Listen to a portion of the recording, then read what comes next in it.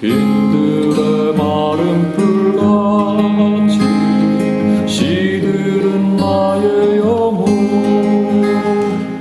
주님이 약속한 성령 간절히 기다리네.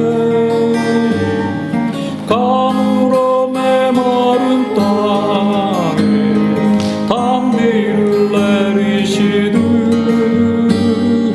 성령의 단비를 부어 새 생명 주옵소서. 반가운 빗소리 들려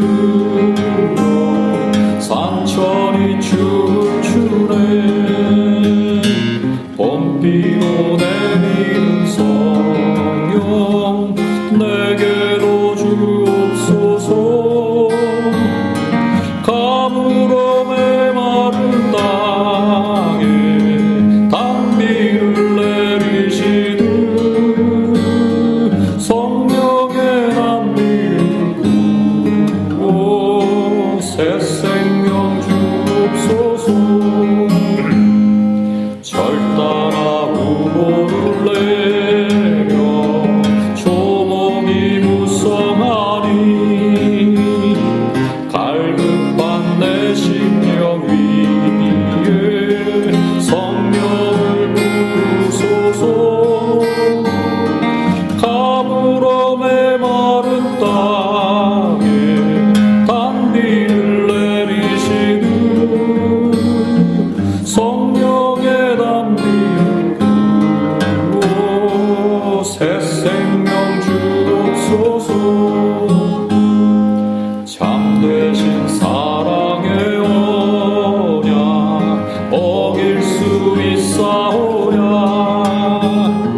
오늘의 흡족한 은혜 주실 줄 믿습니다. 가물어 메마른 땅에 단비를 내리시듯 성령의 단비를 부어 새 생명 주옵소서.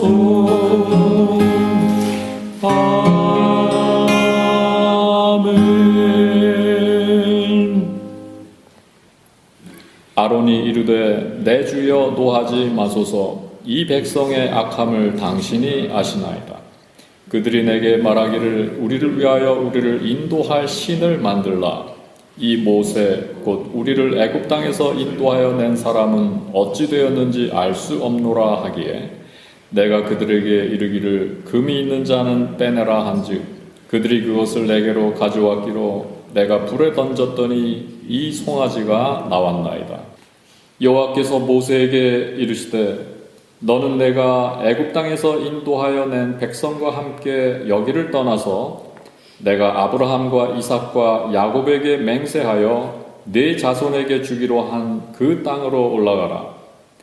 너희를 젖과 꿀이 흐르는 땅에 이르게 하려니와 나는 너희와 함께 올라가지 아니하리니 너희는 목이 곧은 백성인즉 내가 길에서 너희를 진멸할까 염려함이라 하시니 백성이 이 준엄한 말씀을 듣고 슬퍼하여 한 사람도 자기 몸을 단장하지 아니하니 여호와께서 모세에게 이르시기를 이스라엘 자손에게 이르라.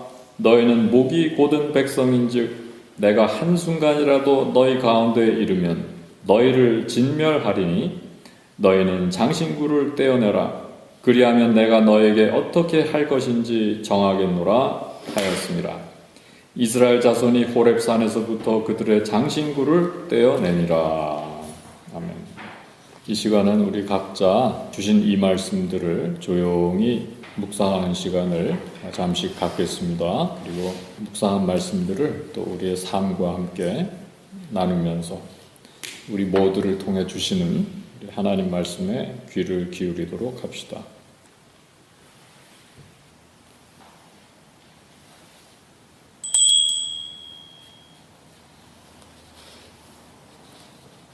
저는 오늘 말씀 중에서 한 단어가 딱 들어오네요. 장신구. 너희를 진멸하니 너희는 장신구를 떼어내. 그 가나안 땅에 들어가기 전에요.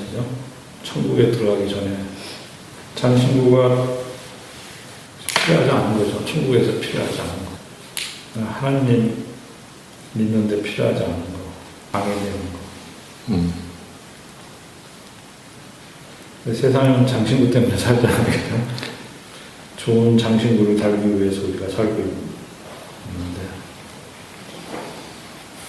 장신구를 떼어내는 싸구려 장신구 좋아하면 되겠지. 세상에서 이루는 게 다 장신구죠.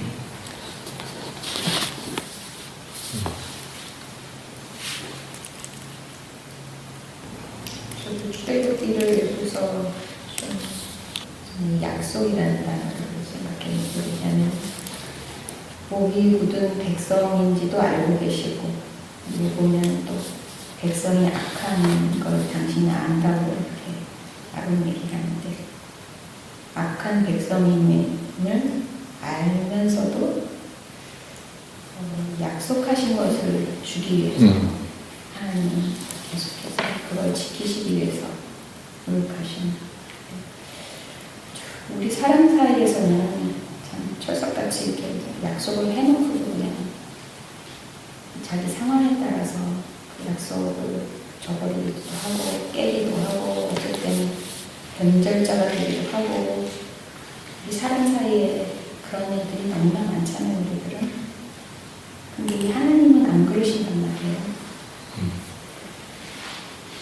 뭘 다 알면서도 약속을 지키시려고 하는 게 저는 너무나 참 정말 좋으신 하나님이시다. 다 알면서 이렇게 우리도 너희는 목이 굳은 백성이라는 우리 같으면 그런 걸 알면 안 지킬 것 같아. 죽였다가도 지킬 것 같아. 하나님 안 그러신다. 그래서 저도 하나님하고 약속하고 안 지키는 거, 안 지킨 거 엄청 많죠. 특히 연초에 되면 하나님 약속하고 새까맣게 잊어버린다던가 급할 때만 기도하고 하나님한테 그래서 마치 딜을 하듯이 약속해놨다가 그거 이루어지고 나면 새까맣게 잊어버린다던가 뭐 이러는데 그래서 제가 하나님하고 약속한 게 무엇이 있는가 나는 그 약속을 잘 지키고 있는가 이런 것도 한번 생각해봤고요. 또 나도 다 알지 못하지만 하나님은 분명 각 사람들한테 다 이렇게 계획이 있으시고 약속을 하실 텐데 나한테도 아마 그런 게 있으실 거예요. 나는 미처 그거를 알지 못하는 것도 저는 있을 거예요. 그러나 여전히 하나님은 나한테 하신 약속을 지키고 계시다. 이렇게 애쓰시고 예비하셨기 때문에 그 생각을 하니까 참 은혜가 됐고 감사했고 죄송했고 출애굽기를 읽으면서 그런 생각이 들었어요. 아멘.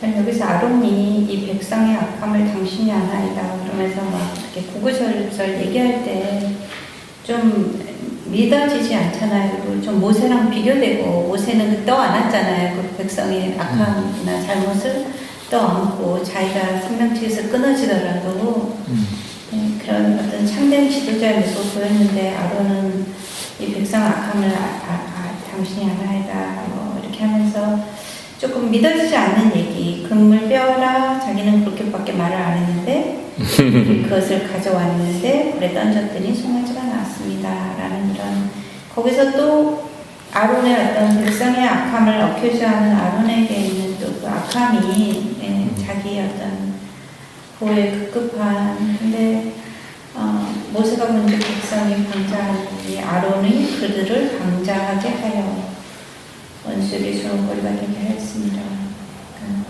아론이 말하자면 인에이블러가 된 거죠.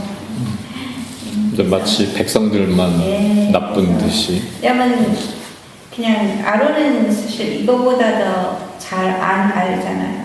이게 어떤 우리가 좀 하나님 모르는 사람이 하는 익스큐즈로는 적합할지 모르지만 그 많은 기적과 하나님이 어떤 분이신지 출애굽 과정에서 경험한 아론이 이렇게 그 사람이 죄를 짓고 궁지에 몰리면 굉장히 굉장히 이런 이게 죄진 어떤 인간의 어떤 실존적인 모습인 것 같아요. 본인의 원래의 그 믿음과 어떤 지적인 능력과 판단력은 어디 간지 모르고 죄를 가리고 다른 사람한테 정가하게 급급한 그런 모습이 된 것 같고, 그래서 여기서 보면 사실 이것보다 훨씬 덜한 어떤 우리가 생각할 때 행동, 뭐 타작 마당에서 뭐 손을 댔다든가 그쵸 궤 성궤 거기다가, 근데 아론은 사실 충분히 죽을 수 있을 만한 건데, 아까 사모님 얘기하셨듯이 모세가 자기 그 역할을 안 하겠다 그랬을 때 하나님이 내가 아론을 붙여줘서 너를 어떻게 하겠다라고 약속을 하셨었잖아요. 아론에게, 그러니까 모세에게. 그래서 그것도 어떤 그 약속을 지키기 위한 어떤 하나님의 그런 게 아니신가, 이게 모세로 인해서 아론까지 이렇게 용서해 주시는 게.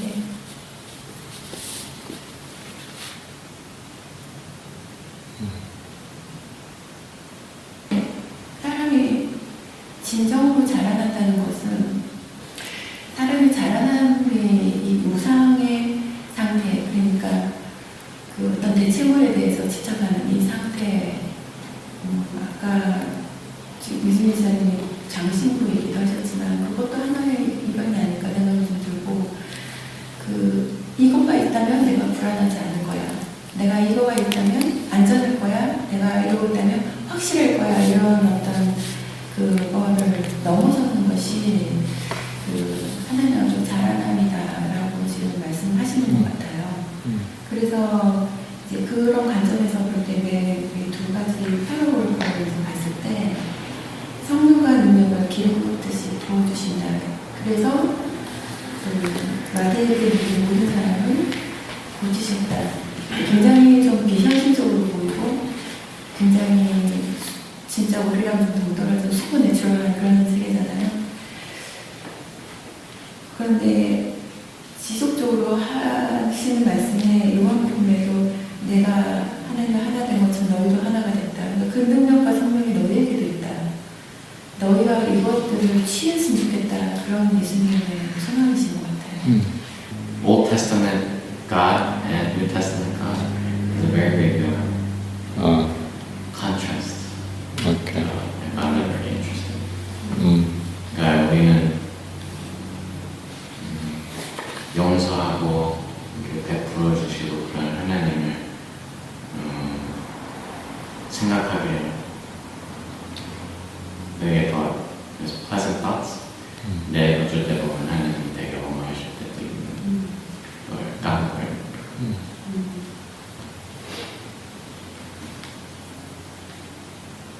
아멘.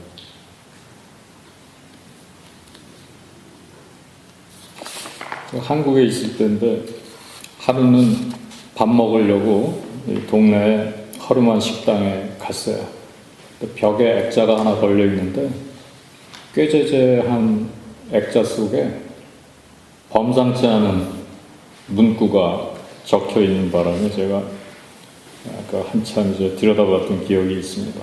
그날 그 식당에서 먹은 음식은 생각이 안 나지만 그 액자 안에 적혀 있었던 문구를 제가 아직도 기억하고 있는데, 시방 네 자리가 꽃자리다, 이렇게 써 있었어요. 시방 네 자리가 꽃자리다. 시방이라는 말은 사투리잖아요. 지금, 현재. 근데 단지 어떤 시간적인 것만 가리키는 말 같지가 않고 그 시점과 관련된 모든 상황들, 맥락, 또 거기에 얽혀져 있는 뭐 여러 가지 문제들, 도전들, 이제 이런 것들을 다 뭉뚱그려서 말하는 말이 이제 시방, 이런 말로 저는 그렇게 이해를 합니다. 여기서 말하는 자리는 뭐냐? 자리는 뭐 그 말대로 그 자리, 어떤 seat, 뭐 이런 얘기가 될 수도 있겠고, 어떤 지리적 위치, 뭐 이런 거, physical location 이제 이런 걸 두고 하는 말이기도 하지만은 존재적인 자리를 포함한다. 이렇게 생각할 수 있을 거예요. 그래서 시방 네 자리가 꽃자리다. 거기가 바로 하나님의 나라다. 그 모든 문제와 그 모든 복잡한 것들에도 불구하고 내 안에 하나님의 나라가 있다. 이러한 말씀으로 우리가 해석할 수 있을 거라고 생각이 되더라고요. 그러니까 이걸 다시 말하면은 그 자리를 떠나서 어디 엉뚱한 데 가서 그 꽃자리를 자꾸 찾지 말아라. 이미 다 내게 주셨고 네가 이미 가지고 있다. 그게 다 네 안에 있는 꽃자리다. 물론 그렇지 않을 수도 있을 것 같으면서도 매우 중요한 말씀이라는 생각이 들고 또 이러한 가르침을 여러 다양한 세계 종교들이나 어떤 사상들, 철학들이 가르치고 있는 것 같아요. 불교에서도 부처가 된다는 것이 결국 어떤 그 중도, 그러니까 이 양변을 여의고 모든 집착에서 벗어난 이 시방 네 자리가 꽃자리라는 것에 대한 어떤 발견, 이제 이런 관점에서 보면 이렇게 간단히 얘기할 수 있을 것 같고요. 기독교도 마찬가지죠. 하나님의 나라가 우리 안에 있다는 그리스도의 가르침이 시방 네 자리가 꽃자리라는 말씀이라고 또 해석할 수 있을 것 같고 굉장히 많은 가르침들이 연결이 되는데 하시디즘, 유대교 분파 중에 하나인데 거기에 속한 사람 중에 여러분 아실 만한 유명한 분이 있는데 마틴 부버라는 분입니다. I am Thou라는 아주 유명한 책을 썼고 또 이분이 쓴 책 가운데 이제 그 하시디즘의 흐름 가운데서 전래되어 온 그 짤막짤막한 이야기들을 이분이 다시 소개한 책이 있어요. 인간의 길이라는 아주 작은 책인데 근데 그 책에 제자리에서라는 글이 있거든요. 그 내용을 잠깐 제가 소개를 드리면 옛날에 크라코브라는 곳에 랍비 예켈의 아들 랍비 아이식이라는 사람이 살고 있었대요. 아마 이 동유럽 쪽인 것 같아요. 크라코브라는 곳이. 가난한 랍비인데 어느 날 꿈을 꿨답니다. 이 랍비가. 그래서 꿈에 한 사람이 나타나서 말하기를 프라하에 있는 왕궁으로 건너가는 다리 밑에 보물이 묻혀 있으니까 가서 파가지고 내가 가져라. 그러는 거예요. 이 꿈을 3번을 꿨어요. 같은 꿈을. 연거푸 이 꿈을 자꾸 꾸니까 혹시나 해서 이제 프라하로 여행을 떠납니다. 이 왕궁으로 건너가는 다리까지 찾아갔는데 가보니까 그 다리를 밤낮으로 경비병들이 지키고 있는 거예요. 그래서 그 다리 밑에 땅을 팔 엄두는 내지 못하고 아침이면은 그 다리 앞에 나가서 저물도록 다리 주변을 빙빙 돌다가 왔대요. 근데 어느 날 이 사람의 그런 이상한 행동을 쭉 지켜보던 경비대장이 물어보더랍니다. 친절하게. 뭘 찾으시냐고 아니면 누구를 기다리시냐고 그러더래요. 그래서 이 사람이 랍비 아이식이 자기가 지금 왜 이렇게 먼 길을 왔는지 또 왜 이 다리 앞에서 이렇게 자꾸 서성대는지 그 꿈 얘기를 들려준 거예요. 그랬더니 이 경비대장이 한바탕 웃으면서 말이죠. 참 딱한 분이라고 그런 꿈 때문에 여기까지 오셨냐고 말이에요. 그러면서 한마디 덧붙이기를 자기도 꿈 얘기가 나왔으니까 말인데 재밌는 꿈을 꾼 적이 있는데 꿈속에 사람이 나와가지고 크라코브라는 데를 가서 어떤 유대인 랍비가 사는 방 거기 화로 밑을 팔아. 거기 보물이 묻혀 있으니까. 근데 그 유대인 랍비 이름이 랍비 예켈의 아들 랍비 아이식이라고 얘기를 해줬다는 거예요. 근데 생각만 해도 어이가 없다면서 그 동네 사는 유대인 중에 절반이 이름이 랍비 예켈이고 나머지 절반이 랍비 아이식이래. 그래서 집집마다 다니면서 헤맸을 생각만 하면 아직도 참 웃음이 나온다는 식으로 막 한바탕 웃는 거예요. 그래서 이 사람이 집에 돌아와가지고 자기 집 안방에 그 화로 밑을 파가지고 거기에 묻혀있는 보화를 찾아내가지고 거기다가 랍비 아이식의 교당이라는 기도원을 지었답니다. 시방 내 자리가 꽃자리다. 여러 문제들 속에서 여러 어려움과 힘든 것들과 이 와중에서 내가 처해 있는 그 자리, 또 그러한 나라고 하는 이 존재, 그 안에 하나님의 나라가 있다. 하나님이 거기에 다 이미 이루어 주셨다. 보화가 바로 내 안에 있다. 어디 딴 데 가서 찾아야 되는 게 아니다. 근데 어때요? 우리는 설마 그 자리가 꽃자리라고는 생각을 잘 못하지 않습니까? 꼭 어디 딴 데 가서 찾아야 된다고 생각을 하잖아요. 이 출애굽 얘기를 봐도 그렇습니다. 지금 이 자리는 꽃자리거든요. 시방 이 인간들의 자리가 꽃자리예요. 왜냐하면 하나님이 함께 하셔서 그 애굽에 종살이 하던 인간들이 자유를 얻었고, 지금도 하나님이 함께 하시면서 그 어려운 여건들 속에서 홍해를 갈라서 건너가게 하시지를 않나. 하늘에서 메추라기가 떨어지질 않나, 만나가 떨어지질 않나, 또 목마를 때 바위 틈에서 물이 나오질 않나, 구름 기둥과 불 기둥으로 하나님이 인도해 주시질 않나. 그럼 하나님의 종 모세를 보내셔서 그들을 구원해 주셨고, 지금 이런 상황인데 우리를 위하여 우리를 인도할 신을 만들려고 그러잖아요. 모세가 잠깐 자리 비운 사이에. 시방 내 자리가 꽃자리가 맞는데 시방 내 자리가 무슨 꽃자리는 꽃자리냐, 이렇게 생각을 하는 거예요. 지금 금이 있는 자는 빼내라 한즉 그들이 내게로 가져갔기로 내가 불에 던졌더니 송아지가 나왔나이다. 하나님이 장신구로 전락해버렸어. 지금 액세서리가 돼버렸어요, 하나님이. 그러니까 하나님은 그냥 니들끼리 가, 나는 액세서리는 안 될 거야, 이런 말씀이거든요. 이게 다 시방 내 자리가 꽃자리인데 그것을 알지 못하고 그것을 부정하고 딴 데 가서 자꾸 꽃자리를 찾는 그 죄인에 대한 하나님의 경고의 말씀입니다. 그래서 이 죄인이라는 존재는 꽃자리를 깔고 앉아서 꽃자리를 찾는 존재다. 내 안에 보화가 있는데 보화가 있는지를 모르는 존재. 자꾸 프라하로 달려간다. 왕궁으로 건너간 그 다리 앞에서 서성인다. 이런 존재라는 것입니다. 나를 사랑하지 않는 거예요. 왜? 내가 꽃자리인 것을 모르면 나를 사랑할 수가 없죠, 당연히.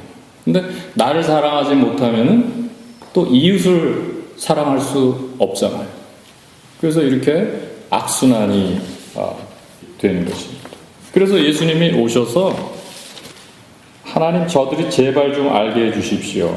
꽃자리인데도 불구하고 꽃자리인 것을 알지 못하나이다.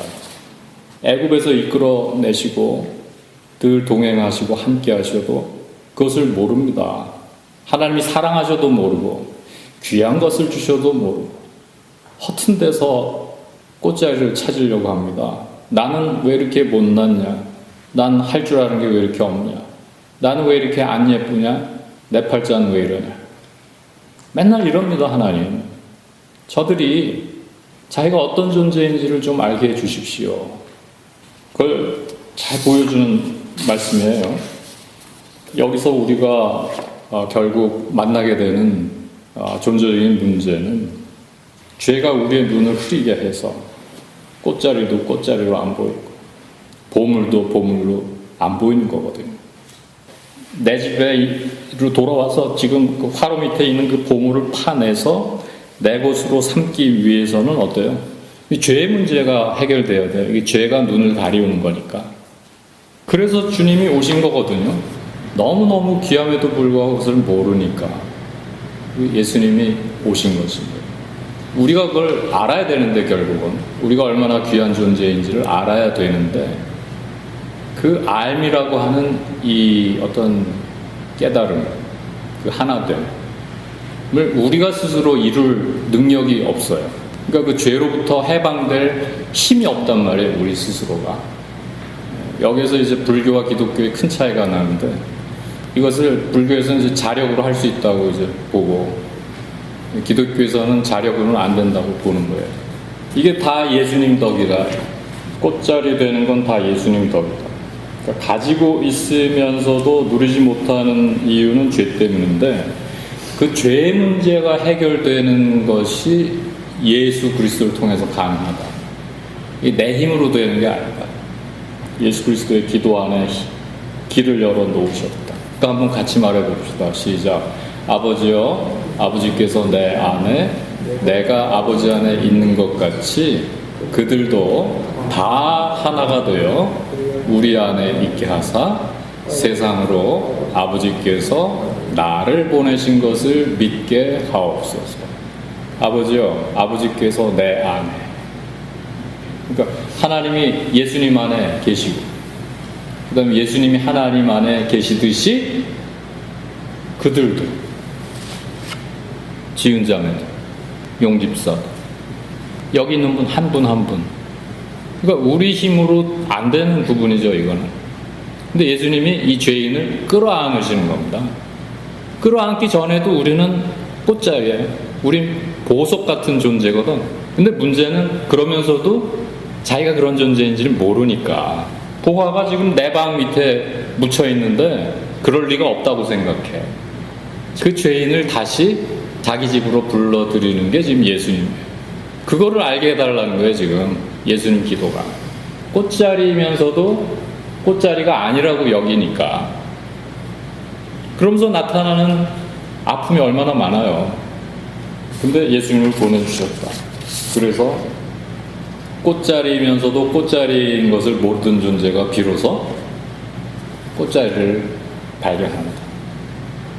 내 밑에 보물을 갖고 있으니까 비로소 딴 데 가서 헤매지 않고 내 안에서 보물을 발견한다. 그게 예수 그리스도 안에 있는 복음입니다. 나 자신과 하나가 되는 거죠. 원래 나와 유리되었던 모습에서 다시 그 나로 돌아오는 사건. 그죠? 성령이라는 게 딴 게 없어요. 성령을 통해서 내가 꽃자리인 것을 아는 거예요. 아, 내가 바로 그 보물인 이것을 알게 되는 거예요. 그래서 이 말씀을 기억하시면서 성찬을 우리가 받겠는데 성찬이라는 것은 그렇게 자기 자신과 유리된 우리들을 회복시키는 힘이라고 봐. 하나님이 지으신 그 아름답고 복된 꽃자리로 다들 회복이 돼요. 또 그 보화가 보화로 회복되는 아름다운 은혜가 있기를 바랍니다. 여기에 모인 우리 사랑받는 주의 자녀라. 주께서 뜻하신 바 우릴 통해 펼치신 바 고통과 슬픔 중에